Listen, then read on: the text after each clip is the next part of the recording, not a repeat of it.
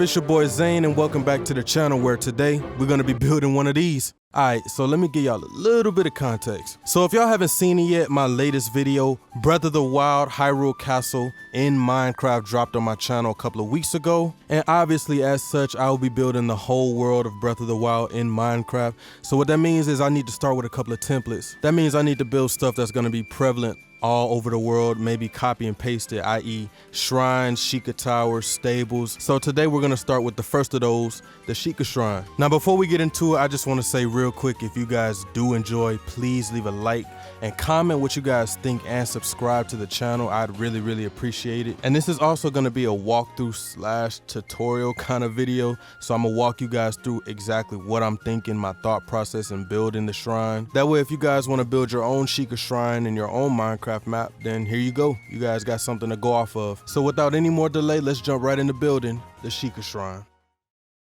Okay, so let's start with my block palette real quick. When I'm looking at the actual Sheikah shrine, you know, I notice it's not really a lot going on with the colors, but with any Minecraft build, obviously you always want to get your color palette set up first before you actually start building. That way you'll know exactly what you're going to be using. And in the case of the Sheikah shrine from Breath of the Wild, it's really just mainly a dark gray with blue for the lights, and we got that beige kind of stone looking color basically. So what blocks did I choose for my build? Well, to start, we got a daylight sensor and an anvil. This is going to represent my pedestal, and this is going to be in all future Breath of the Wild builds that have a pedestal. So that means all Sheikah towers, all the shrines, the divine beast, the shrine of resurrection, you name it. Wherever there's a pedestal, you will see an anvil and a daylight sensor representing that. Next up, we got soul and sea lanterns. This is going to represent the blue lights on the actual Sheikah shrine. I opted to go for both of these instead of one of these because it would have just felt too bland to just use one of them. And I love to add extra detail in my builds just to give it some extra flair. Next up, we got the light blue glazed terracotta. This is just going to add a little bit of texture to my build. And after that, we got the mushroom block. I actually had a hard time deciding what block I wanted to use for that beige kind of stone material on the bottom of the Sheikah shrine. I was torn between sandstone and a couple of other terracotta colors, but we settled on the mushroom block. I think it works perfectly. And after that, we got the brown concrete block. This is also just going to be adding a little bit of texture to that mushroom block and breaking up the color a little bit. Same thing with the next block in the line, the brown glazed terracotta. This also just going to be breaking up the color of the last two blocks. Next up, we got spruce wood plank stairs and slabs. If you guys didn't want to use the mushroom block as your brown, you could also use spruce wood planks. I think it looks really well too. Now we're on a polished deep slate slabs and polished deep slate, and also chiseled deep slate and tiled deep slate. These four are going to be used for the interior of the shrine when you walk into the door, but you could also use polished deep slate instead of the last block I got in my line, the gray concrete. I noticed that polished deep slate has that sort of shiny look to it that you see on the actual Sheikah shrine. I just don't like the connecting textures, so I opted to go with the gray concrete, but you can use either one, it doesn't matter. So now that we got the block palette explained, we're gonna actually go ahead and start laying out a foundation for our Sheikah shrine. So the first thing I wanted to do, I wanted to start out with a base for my Sheikah shrine, and that just means I wanted to start out with a base foundation, a base shape. We're doing a 5x5 square right here, and I'm gonna raise it up about 11 blocks. You can do 11, 12, but you always want to keep within proportions of whatever you're building, especially if you're building off of like another game. So, you know, I say Link is about 2 blocks high, and I didn't want to go over 11. I think that, you know, it started to be too tall. So we're starting with a 5x5, 11 block high base foundation for our Sheikah shrine. Next thing I wanted to do, I wanted to go ahead and get the general shape outline of the back of the Sheikah shrine. You know, it kind of curves down in the back there. And I think that this is always important, you know, when you're in Minecraft building, you always want to start with outlines of your shapes. That way you have like a rough sketch of, you know, the shape of what you're building. It always helps you going forward with the build. So I did like this really steep slope, you know, about 2 blocks each step. That way, you know, I had that outline set.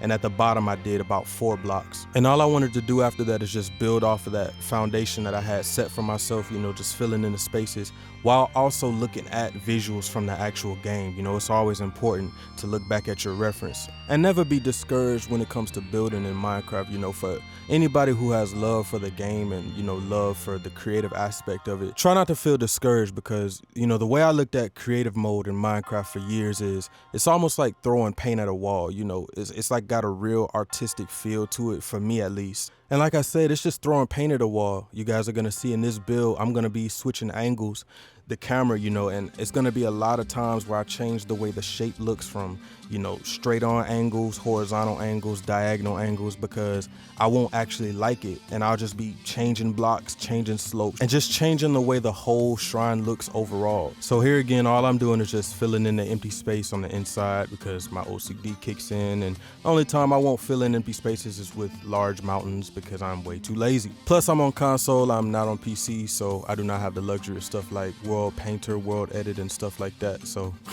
cut me some slack. If I did try to fill in every big mountain, you know, this project would take way longer than it has to. But anyway, so moving back to the front, you guys can see I'm just changing the shape up top, and I'm putting in where that initial entranceway is. I'm just gonna, you know, go ahead and get the idea down. And I started with it up against the base of the shrine, but I eventually moved it back one block, you know, to take into account for that brown stone that I'm gonna add in later. So moving over here to the left side of the shrine, you know, like I said, I set that guideline, and I'm just following the shape, throwing paint at the wall, and just going with it. And I say set guidelines, but man, you guys gotta also understand, whenever it comes to stuff like this, man, just have fun with it, and just, you know, do what you feel. Don't always feel like you gotta stick to the source material and follow the exact guideline, you know, that you lay out. You know, it's kind of just for a starting point, but, you know, take liberties and go your own route and have fun with it. I think that's just what makes the game more enticing and more enjoyable to play. So right here, I switched the entranceway of the shrine from the brown glazed terracotta to the brown concrete, you know, because I want that entranceway to stand out a little bit more, and I just dotted it up a little bit with the light blue glazed terracotta, and I'm moving on with it, you know.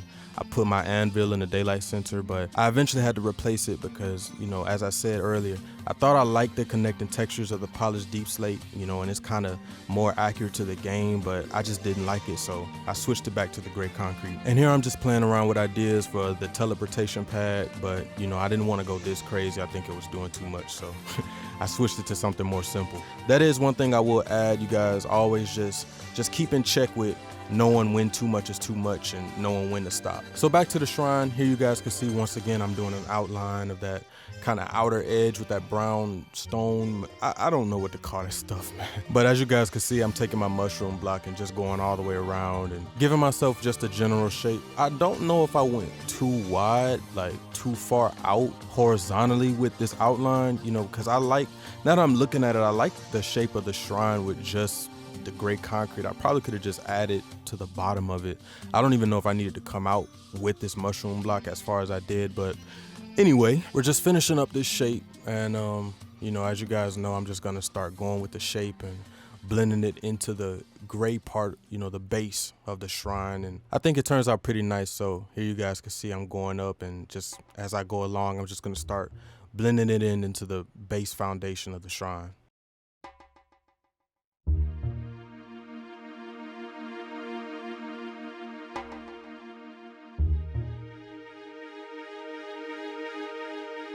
Now here you guys can see why I brought the entrance back one block, because I wanted to blend in that brown stone, you know, the mushroom block basically. I wanted to blend that in also with the foundation of the shrine, the gray concrete, and just add like this interesting part right here above it. You know, I think it fits better than just having, you know, the gray concrete, that flat wall, and then just having the brown concrete on that flat wall. It just looked weird. So here I am at this diagonal angle. As I said, you know, I can see what I'm recording and the angle, you know, of the camera basically. So I'm looking at it and I'm making sure that, like I said, the shape makes sense on all sides and everywhere around. That way when I'm done building the shrine, you know, I know that from all angles and all directions it looks as best as I can get it with the scale that I set out for myself, because like I said, I kind of got OCD a little bit, and I'm also like a perfectionist when it comes to building stuff. I want it to look as, you know, best as I could possibly make it. I could spend, you know, hours on something like a tree or something. So that may be bad, but you know, that's just who I am. That's just the way I build. So we're just gonna keep this time lapse rolling, and you know, you guys can just see it come together. I'm basically doing the same thing from all sides, you know, filling in those gaps, bringing the brown mushroom block into the gray concrete so that it blends, you know, the shape makes sense. And that's all it really is to it for me, you know, and just doing it, like I said, until you get it right. You don't need to feel like you need to rush it, you know, so that it looks good. I actually find that taking your time, you know, you get a better result.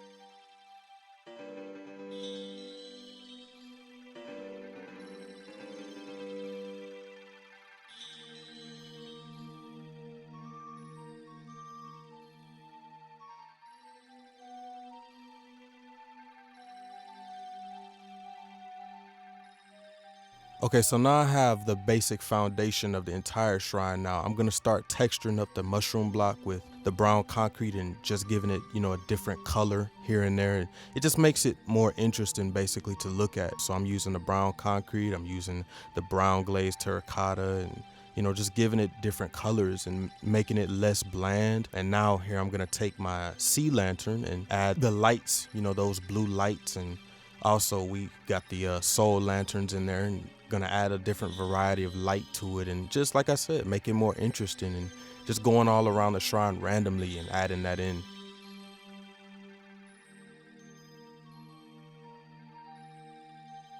Now up here, I'm beginning to work on, you know, the Sheikah eye, basically the symbol. And you know, it was different designs I could have went with, but I just kind of wanted to keep it simple.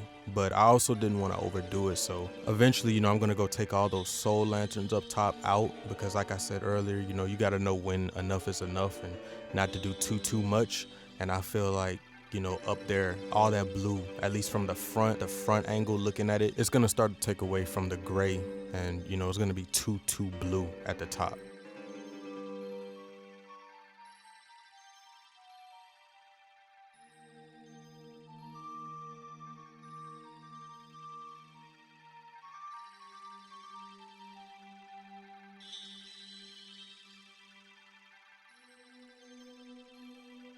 Now here again, I'm just tidying up the platform, you know, where you land when you teleport to the shrine. I'm putting back in that gray concrete.